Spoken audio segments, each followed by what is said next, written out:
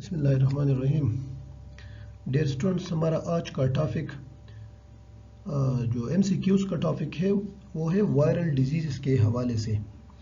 Chapter 5 of first year biology जो कि ए cellular life का चैप्टर है, यानी वायरस का चैप्टर है, और जितनी भी वायरल डिजीज़ उसमें डिस्कस हुई है उनमें MCQs बनाए गए हैं along with their explanation।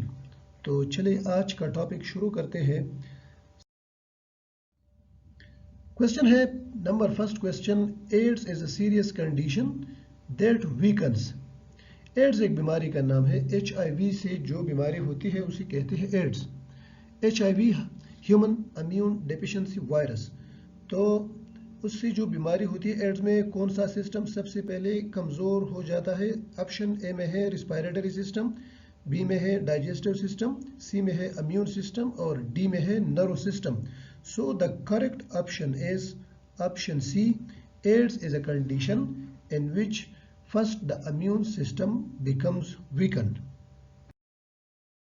ये दूसरा क्वेश्चन है, HIV becomes AIDS because of HIV it is the causative agent of the AIDS। तो HIV से AIDS बनने तक जितने प्रोसेस होते हैं वो क्या है? ऑप्शन ए में है HIV attack lymphocyte. HIV lymphocyte पे हमला कर देता है, और दूसरे में है HIV replicates in the cell. HIV इसकी तादाद बढ़ना शुरू हो जाती है। ऑप्शन सी में है destroy the body cells, HIV destroy the body cells. Option D में है all of the above are responsible for HIV to become AIDS. So option D is the correct answer. सबसे पहले lymphocyte वो उसका जो है वीकनिंग वो होता है। जब HIV लिम्फोसाइट पे हमला करता है तो HIV कमज़ोर हो जाते हैं। इसके बाद HIV का रेप्लिकेशन शुरू हो जाता है।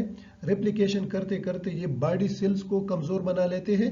तो जब ये सारे प्रोसेस होते हैं तो एड्स यानी ये बीमारी बॉडी के अंदर शुरू हो जाती है और इसके अलामात वो जाहिर होना शुरू होते हैं। क्वेश्चन 3 में है कॉकटेल रिफर्स टू। कॉकटेल ये नाम है किस चीज़ का? HIV इन्फेक्शन को कॉकटेल कहते हैं। HIV ट्रीटमेंट इसका नाम है। HIV प्रिवेंशन मेथड जो है उसी का नाम है। और ऑप्शन डी में है none of the above. So the correct option is option B, cocktail refers to HIV treatment. और ये कौन सा ट्रीटमेंट है? HAART highly active antiretroviral therapy in which 2 or 3 medicines are given in combination for the treatment of the disease that is also known as cocktail। Next question आपको screen पे नजर आ रहा है, liver inflammation is. Lever inflammation किस बीमारी का नाम है? ये हिपेटाइटिस, उसी को हम कहते हैं लेवर इन्फ्लेमेशन, या एड्स। ऑप्शन सी में है निमोनिया और ऑप्शन डी में है सार्स। तो इस सवाल का सही जवाब है liver inflammation is hepatitis. It is a viral disease. AIDS is also a viral disease, लेकिन अभी पिछली बात हुई कि इसमें क्या होता है? Immune system becomes weaken. Pneumonia is the bacterial disease, और SARS severe acute respiratory syndrome.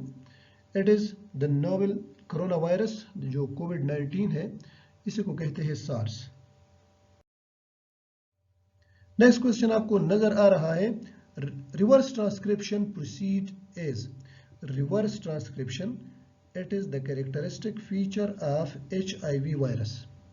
ये ट्रांसक्रिप्शन होता क्या है?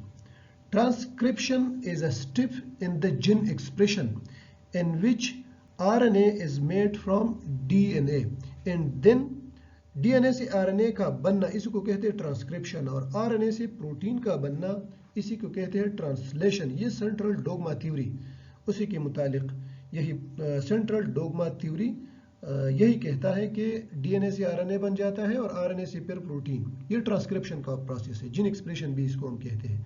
रिवर्स ट्रांसक्रिप्शन में ये सारा मैकेनिज्म रिवर्स हो जाता है due to reverse transcriptase enzymes.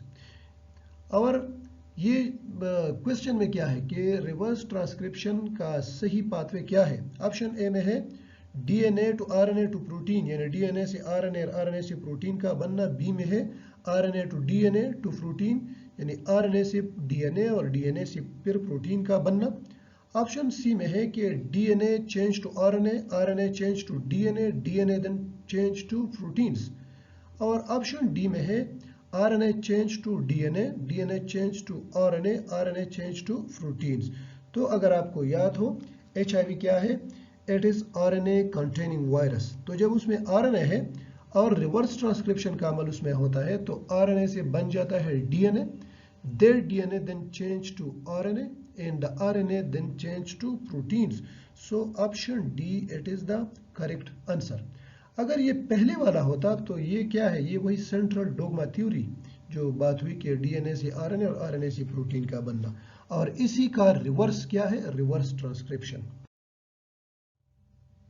Next question screen पे नजर आ रहा है, in children most common form of hepatitis is, बच्चों में ज्यादातर जो हेपेटाइटिस की बीमारी है वो कौन सी है, हेपेटाइटिस ए या हेपेटाइटिस बी या हेपेटाइटिस सी या ऑल ऑफ देम, सारे के सारे उनमें कॉमन है। नहीं जी, सबसे ज्यादा जो बच्चों में हेपेटाइटिस होता है वो है hepatitis A. Another question is serum hepatitis is, serum hepatitis किस कौन सी हेपेटाइटिस को हम कहते हैं। ऑप्शन ए में है हेपेटाइटिस ए को, ऑप्शन बी में है कि हेपेटाइटिस बी, सी में है हेपेटाइटिस सी, या डी में है all of them. So the correct answer is that serum hepatitis is the name of hepatitis B.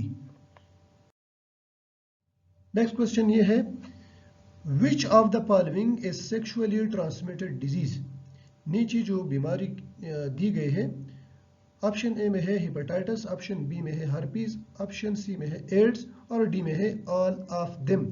इसमें कौन सी बीमारी ऐसी है जो कि है sexually transmitted, a disease which is transmitted through sex from one person to another.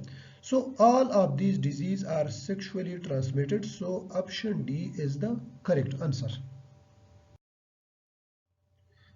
ये जो क्वेश्चन स्क्रीन पे नजर आ रहा है, the common symptom of polio is, polio is a viral disease, इसकी कॉमन सिम्टम यानी आम अलामत इसका क्या है, blister appearance, muscle paralysis, nerve disorder and insomnia, बेख्वाबी।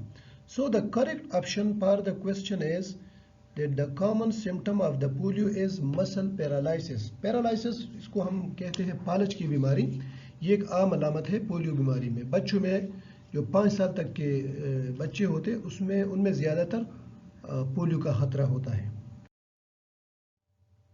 ये नेक्स्ट क्वेश्चन है, a vector for the leaf curl disease of cotton is, cotton leaf curl एक बीमारी का नाम है और क्वेश्चन में है कि इसका वेक्टर क्या है। ऑप्शन ए में है बिगोमो वायरस, बी में है व्हाइट फ्लाई, सी में है ए एंड बी यानी बिगोमो वायरस और व्हाइट फ्लाई दोनों इसके वेक्टर है, और सी डी में है कॉटन प्लांट। तो सबसे पहले यहाँ पर जो क्वेश्चन में की दी गई है vector, vector is any organism which don't cause a disease by itself, rather it spread a disease by transferring a pathogen from one host to another. So यहाँ पर cotton plant, ये क्या है, cotton plant is a host plant in which the leaf curl disease occurs. Bigomo virus is the causative agent for this disease. And whitefly, Bemisia tabasi, it is the vector for the leaf curl disease. अगर question में क्या होता, अगर यहाँ पर होता कि causative agent क्या है लीफ कर्ल के लिए, तो फिर उसका सही जवाब होता बिगोमो वायरस, ऑप्शन ए इसका सही जवाब होता। लेकिन चूंकि वेक्टर दिया गया है, so white fly it spread this begomo virus from one cotton plant to another. So white fly is the vector, begomo virus is the causative agent and cotton is the host plant. Next question is, prions are infectious particles consist of, prion क्या है, ये है infectious particles, ऐसे जर्रात जिसकी वजह से बीमारी पैदा होती है, which cause a disease are known as infectious particles. तो ये बनी हुई है किसके, आरएनए के, ऑप्शन बी में है प्रोटीन के बने हैं, ऑप्शन सी में है कि आरएनए और प्रोटीन दोनों के बने हैं, prion consist of RNA and protein, और ऑप्शन डी में है कि prion consist of DNA and protein. So The option B is the correct answer. Prions are the particles which consist of proteins only. और RNA से बनी हुई है virion. RNA and DNA इससे बने हैं वायरस, और DNA एंड प्रोटीन इससे बने हैं chromosome. Next question is, average incubation period of polio virus is. Polio virus के लिए एवरेज इंक्यूबेशन पीरियड, इसका दौरानिया कितना है? Incubation period is the number of days when a person is exposed to a pathogen and when he or she notice the first symptom of the disease. तो infection से लेके अलामात जाहिर होने तक जितना अरसा होता है उसे कहते हैं इंक्यूबेशन पीरियड. पोलियो वायरस के लिए एवरेज इंक्यूबेशन पीरियड कितना है? ऑप्शन ए में है 5 to 35 डेज. ये इंक्यूबेशन पीरियड है पोलियो के लिए, लेकिन एवरेज नहीं है. यहाँ पर जो की बताई गई है वो क्या है? Average incubation. ऑप्शन बी में है 2 to 6 weeks. This is for the hepatitis A virus. And option C में है 7 to 14 days. This is the average incubation period for the polio virus. और ऑप्शन डी इसमें है 7 to 20 days. Next question, the only known disease to be caused by a viroid in human is known as. यहाँ पर अभी पहली बात हुई कि विरोइड क्या है? These are the infectious particles which consist of RNA only. तो इसी विरोइड से इंसान में जो बीमारी होती है वो क्या है?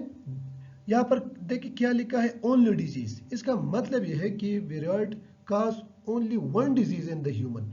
बाकी ये जो बीमारियां पैदा करता है वो है एनिमल की डिजीज है. एनिमल्स में, जानवरों में ये बीमारियां फैलाता है, और ह्यूमन बीइंग में एक बीमारी इसकी वजह से होती है. ऑप्शन ए में है कि हेपेटाइटिस ए डिजीज इसकी वजह से होती है ह्यूमन बीइंग में. ऑप्शन बी में है हेपेटाइटिस डी. ऑप्शन सी में है एड्स, और डी में है polio. So the only disease which a viroid cause in the human being is hepatitis D. Option B is the correct answer. ये last question है, the first viroid was discovered from.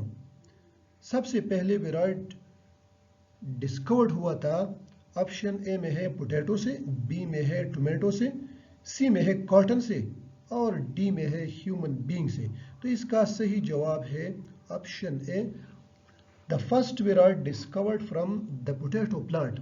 Human being यहाँ पर लिया गया है. Human being में ये एक डिजीज जो अभी उस पर बात हुई कि it cause only one disease hepatitis D in the human being. और कॉटन से, टोमेटो से, tomato mosaic virus, the first virus was discovered from the tomato plant. Thank you for watching the video. You please like, share and subscribe the channel.